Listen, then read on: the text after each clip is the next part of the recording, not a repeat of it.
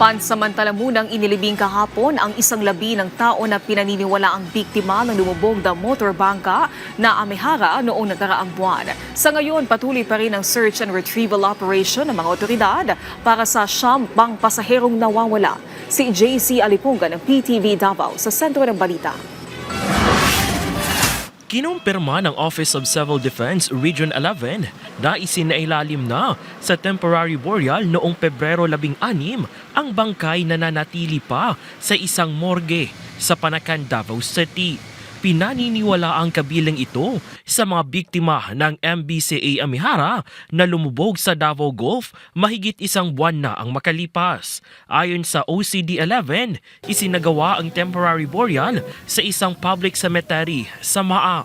Matatandaang doon din pansamantalang inilibing ang isa pang hindi nakikilalang bangkay na pinaniniwalaan ding biktima ng lumubog na recreational bangka.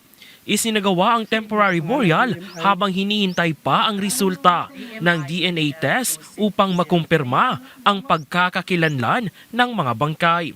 Inaasahan naman na lalabas ngayong buwan ang resulta ng DNA test para sa 2 bangkay. Ayon pa sa OCD-11, patuloy pa rin ang Search and Retrieval Operation o SAR ng Philippine Coast Guard para sa mga siyampa na nawawala pang sakay ng MBCA Amihara. Ilibing na temporary burial, kailan ba yun? Yung Monday. And good news is that medyo mapaga yung result ng DNA. Expected day within 2 weeks time.